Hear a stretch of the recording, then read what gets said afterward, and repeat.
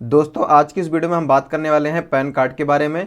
Pan card न सिर्फ हमें बैंक अकाउंट ओपन करवाने या फिर हमें अधिक जमा निकासी के काम में आता है, बल्कि ये हमें और भी बहुत सारी योजनाओं का लाभ लेने और हमारे name proof, father name proof और डीओबी प्रूफ यानी डेट ऑफ बर्थ के प्रूफ के काम में आता है। तो फ्रेंड्स आज हम जानेंगे कि अगर आप एक सीएससी बीएलई हैं तो किस तरीके से आप पीएसए के माध्यम से एक पैन कार्ड को बना सकते हैं। साथ ही साथ ये भी जानेंगे कि एक पैन कार्ड को बनाने के लिए जो फोटो और सिग्नेचर की साइज की रिक्वायरमेंट होती है, तो किस प्रकार से हमें फ़ोटो और सिग्नेचर को क्रॉप करके उसकी साइज़ को एडजस्ट किया जाता है और डॉक्यूमेंट को किस तरीके से अपलोड किया जाता है। तो हेलो दोस्तों, मैं हूं नीरज और स्वागत करता हूं आप सभी का आज की एक और शानदार वीडियो में। वीडियो में बताई गई जानकारी अगर आपको अच्छी लगे तो वीडियो को लाइक जरूर करें। साथ ही साथ चैनल पर नए हैं और ऐसे ही और भी नॉलेजफुल वीडियो को देखना चाहते हैं तो चैनल को सब्सक्राइब करके बेल आइकन पर प्रेस करना न भूलें, ताकि आपको नोटिफिकेशन मिले हमारे आने वाली हर एक वीडियो की सबसे पहले। तो फ्रेंड्स अब वीडियो में आगे बढ़ते हैं। सबसे पहले हम ये जानेंगे कि एक पैन कार्ड को बनाने के लिए जो फोटो और सिग्नेचर की रिक्वायरमेंट होती है, तो हम किस तरीके से फोटोशॉप की मदद से उसको क्रॉप करके उसकी साइज को एडजस्ट कर सकते हैं। तो सबसे पहले आपको अपने फोटोशॉप को ओपन कर लेना है। तो फ्रेंड्स अब हमारा फोटोशॉप ओपन हो चुका है। अब यहाँ पर आपको डबल क्लिक करने के बाद में अपने फोटो और सिग्नेचर को फोटोशॉप में ओपन कर लेना है। अब ये मेरा यहाँ पर ओपन हो चुका है। अगर आप इस तरीके से नहीं ओपन कर पाते हैं तो यहाँ पर आपको फाइल पर क्लिक करने के बाद में ओपन के ऑप्शन पर क्लिक करना है।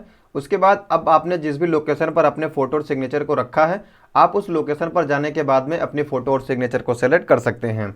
अब फ्रेंड्स हमारी फोटो और सिग्नेचर फोटोशॉप में ओपन होकर के आ चुकी है। अब बात करते हैं किस तरीके से हमें इसको रिसाइज करना होता है।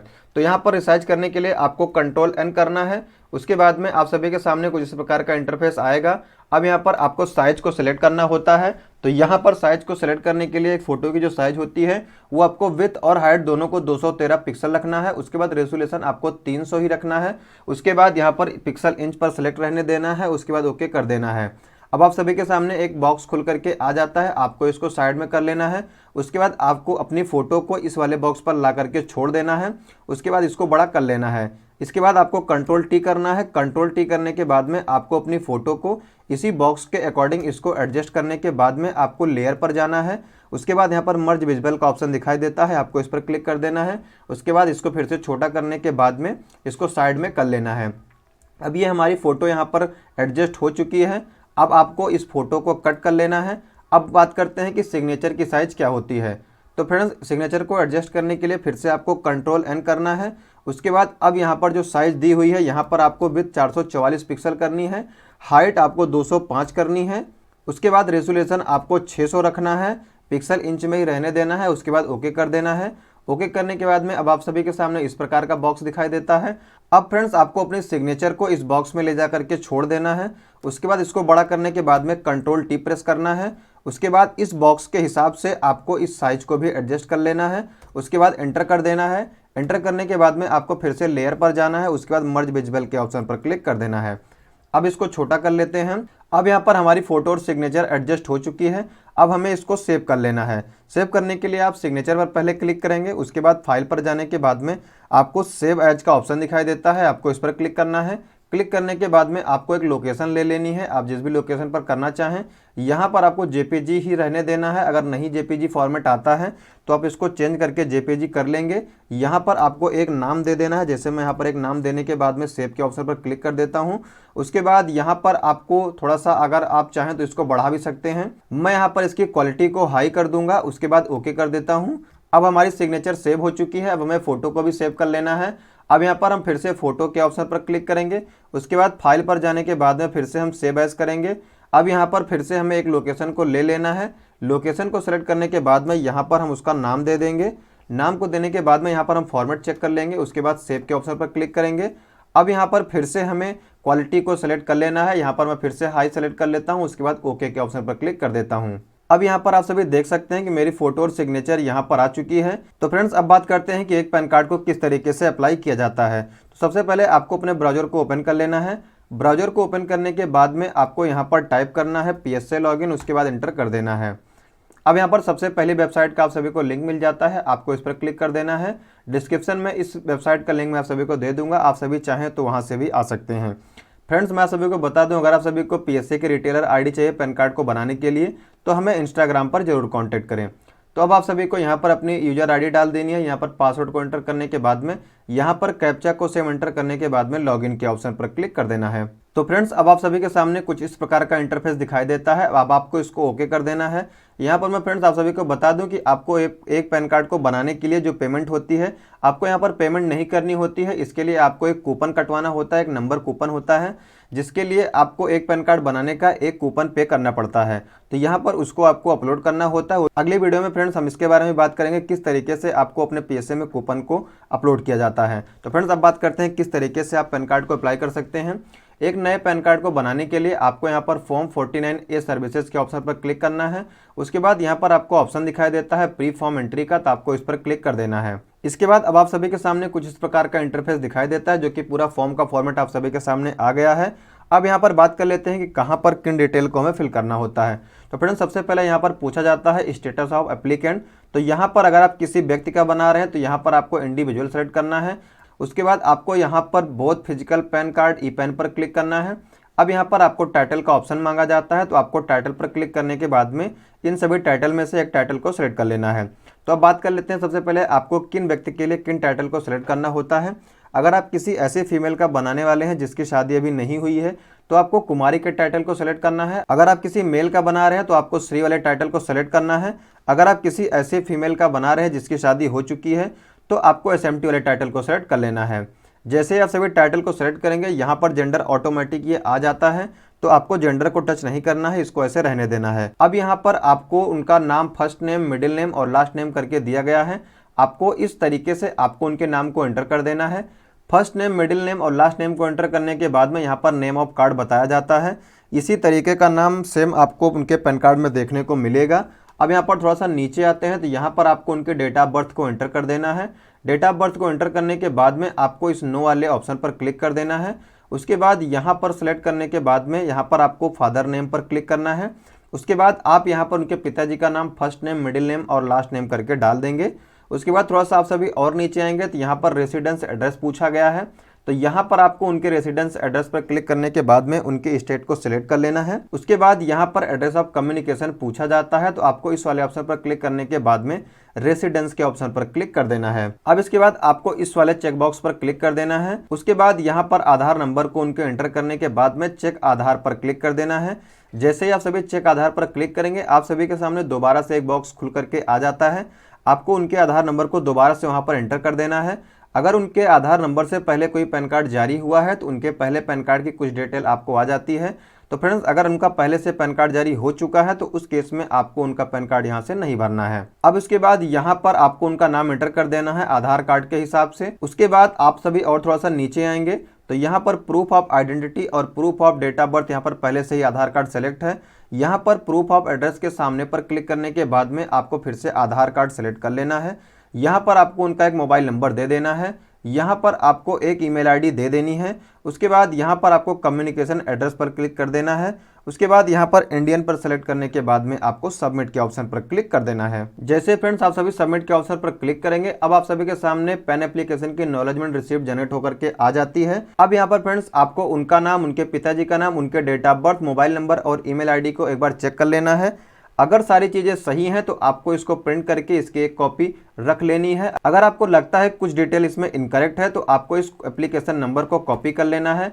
कॉपी पर क्लिक करने के बाद में आपको फिर से इसी ऑप्शन में जाना है। यहाँ पर आपको एडिट प्री फॉर्म का ऑप्शन दिखाई देता है, आपको इस पर क्लिक करना है। क्लिक करने के बाद में यहाँ पर आपको एप्लीकेशन नंबर को टाइप करना है, या फिर आप चाहें तो यहाँ पर डेट के हिसाब से भी सेलेक्ट कर सकते हैं। यहाँ पर एप्लीकेशन नंबर को मैं डालने के बाद जैसे ही सबमिट के ऑप्शन पर क्लिक करूँगा, यहाँ पर देख सकते हैं आप सभी, यहाँ पर वो एप्लीकेशन नंबर मेरे सामने आ जाता है।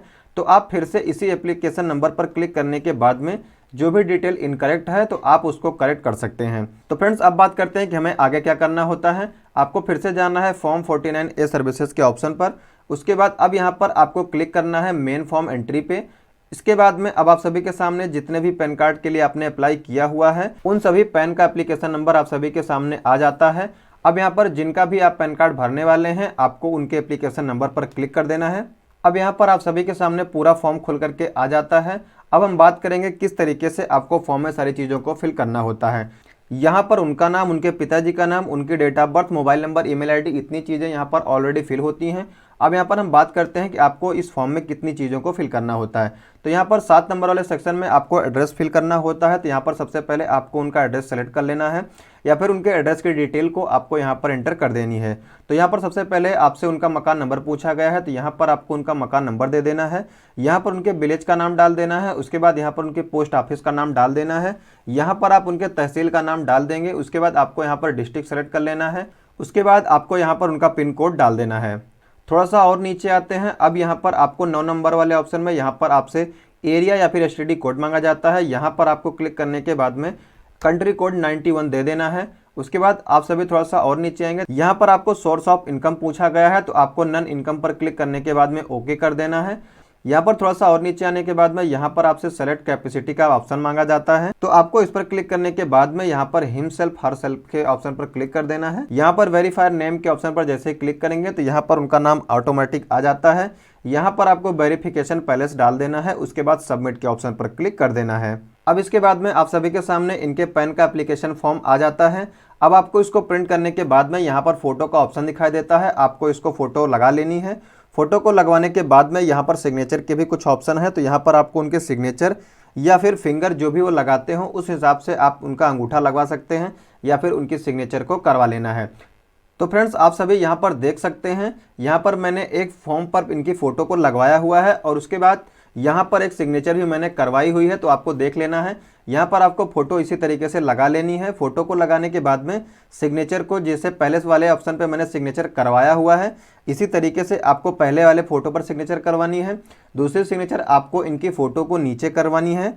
अगर मान लीजिए ये सिग्नेचर नहीं कर पाते हैं, ये अंगूठा लगाते हैं, तो जो पहली वाली फ़ोटो पर इनका अंगूठा लगेगा वो फ़ोटो पर जैसे सिग्नेचर किया हुआ है इसी तरीके से इनका अंगूठा लगेगा। आधा अंगूठा इनका फ़ोटो पर रहेगा, आधा अंगूठा इनका फ़ोटो के बाहर रहेगा। उसके बाद इनके एक अंगूठे या फिर एक थंब के निशान को इस वाले बॉक्स के अंदर लगवा लेना है। उसके बाद आप सभी नीचे आएंगे तो यहाँ पर फॉर्म का दूसरा पेज है। इस फॉर्म के पेज पर भी आपको इनके अंगूठा या फिर इनके सिग्नेचर को, जिस तरीके से मैंने यहाँ पर इनके सिग्नेचर को करवाया हुआ है, आपको इसी तरीके से इनके सिग्नेचर को या फिर इनके थंब को लगवा लेना है। यहाँ पर आपको डेट डाल देना है। उसके बाद जिस तरीके से मैंने यहाँ पर सारे डॉक्यूमेंट को स्कैन किया हुआ है या फिर जिस तरीके से मैंने फॉर्म को स्कैन किया हुआ है, आपको इसी तरीके से स्कैन कर लेना है। यहाँ पर आपको फॉर्म का फ्रंट यानी फॉर्म के पहले पेज को स्कैन करना है। उसके बाद आपको यहाँ पर दूसरे पेज को भी स्कैन कर लेना है। उसके बाद यहाँ पर सबसे नीचे आपको इनके आधार कार्ड को अटैच कर देना है। आपको पैन एप्लीकेशन फॉर्म को सेम इसी तरीके से स्कैन कर लेना है। आप सभी चाहें तो जेपीजी में स्कैन करने के बाद में भी आप पीडीएफ में कन्वर्ट कर सकते हैं, या फिर अगर आप सभी स्कैन कर सकते हैं तो आपको अपने प्रिंटर की मदद से तीनों पेज को एक साथ में ही पीडीएफ में स्कैन कर लेना है, वो भी 2 MB के अंदर। तो फ्रेंड्स अब ये पूरा हो गया हमारा डॉक्यूमेंट भी, और पहले ही मैंने बता दिया था कि फ़ोटो और सिग्नेचर को किस तरीके से क्रॉप करके एडजस्ट किया जाता है। तो अब बात करते हैं कि हमें किस तरीके से डॉक्यूमेंट को अपलोड करना होता है। तो आपको फिर से जाना है फॉर्म 49A के ऑप्शन पे। उसके बाद यहाँ पर आपको ऑप्शन दिखाई देता है अपलोड डॉक्यूमेंट का, तो आपको इस पर क्लिक करना है। अब यहाँ पर आपने जो भी फॉर्म फिल किया हुआ है या फिर जिनका डॉक्यूमेंट अपलोड करना है उनकी लिस्ट आप सभी के सामने आ जाती है। अब यहाँ पर आपको उनके डॉक्यूमेंट को अपलोड करने के लिए यहाँ पर साइज भी आप सभी को बताई गई है। आप सभी चाहें तो इस साइज को फिर से एक बार रीड कर सकते हैं, नहीं तो मैंने पहले ही बता दिया है कि फॉर्म की साइज क्या होती है, फोटो और सिग्नेचर की साइज क्या होती है, तो उस हिसाब से आपको मैंने बताया भी है किस तरीके से उसको एडजस्ट भी किया जाता है। तो आप सभी वैसे नॉर्मली कर सकते हैं। तो अब यहाँ पर डॉक्यूमेंट को अपलोड करने के लिए आपको यहाँ पर क्लिक का ऑप्शन दिखाई देता है। आपको जिनका भी डॉक्यूमेंट अपलोड करना है आपको उनके एप्लीकेशन नंबर के सामने वाले ऑप्शन पर क्लिक कर देना है। अब आप सभी से यहाँ पर उनका पैन फॉर्म, उनकी पिक्चर और सिग्नेचर मांगी जाती है, तो यहाँ पर आपको तीनों चीज़ों को यहाँ पर अपलोड कर देना है। उसके बाद अपलोड करने के बाद में यहाँ पर आपको अपलोड का ऑप्शन दिखाई देता है, आपको इस पर क्लिक कर देना है। अब आपका डॉक्यूमेंट यहाँ पर अपलोड हो चुका है, तो आपको ओके के ऑप्शन पर क्लिक कर देना है। अब इसके बाद आपको फिर से जाना है फॉर्म 49A के ऑप्शन में। उसके बाद यहाँ पर आपको ऑप्शन दिखाई देता है जनरेट बैच का, तो आपको इस पर क्लिक कर देना है। इसके बाद आपने जिस भी एप्लीकेशन नंबर के लिए आपने डॉक्यूमेंट को अपलोड किया हुआ है उसकी लिस्ट यहाँ पर आप सभी के सामने आ जाती है। उनका नाम भी बताया जाता है, उनका एप्लीकेशन नंबर बताया जाता है। तो आपको इस वाले चेक बॉक्स पर क्लिक करने के बाद में आपको थोड़ा सा नीचे आ जाना है। उसके बाद यहाँ पर आपसे सबमिट का ऑप्शन मांगा जाता है, तो आपको सबमिट के ऑप्शन पर क्लिक कर देना है। जैसे फ्रेंड्स आप सभी सबमिट के ऑप्शन पर क्लिक करेंगे, अब यहाँ पर ये बैच शीट जनरेट हो चुकी है। अब आपके पैन का एप्लीकेशन इनकम टैक्स डिपार्टमेंट को फॉरवर्ड किया जा चुका है। 3 से 4 दिन में इसकी जांच होने के बाद में आपके रजिस्टर्ड ईमेल आईडी पर और आपके रजिस्टर्ड मोबाइल नंबर पर इनका पैन नंबर सेंड कर दिया जाता है। पैन नंबर जनरेट होने के बाद में अप्रॉक्स 1 वीक में इनके रजिस्टर्ड एड्रेस पर स्पीड पोस्ट की मदद से इनके पैन कार्ड को भेज दिया जाता है। तो फ्रेंड्स, ये था पूरा कंप्लीट वीडियो कि किस तरीके से आप पीएसए की मदद से एक पैन कार्ड को रिजेक्शन फ्री बना सकते हैं। अगर आपका अभी भी कोई सवाल या फिर कोई सुझाव हो तो हमें कमेंट जरूर करें। अगर आपको और अधिक हेल्प की ज़रूरत है तो आप सभी हमें इंस्टाग्राम पर कांटेक्ट कर सकते हैं। तो फ्रेंड्स, मिलते हैं किसी नेक्स्ट वीडियो में, तब तक के लिए गुड बाय, टाटा, जय हिंद। और वीडियो में लास्ट तक बने रहने के लिए आपका बहुत बहुत धन्यवाद।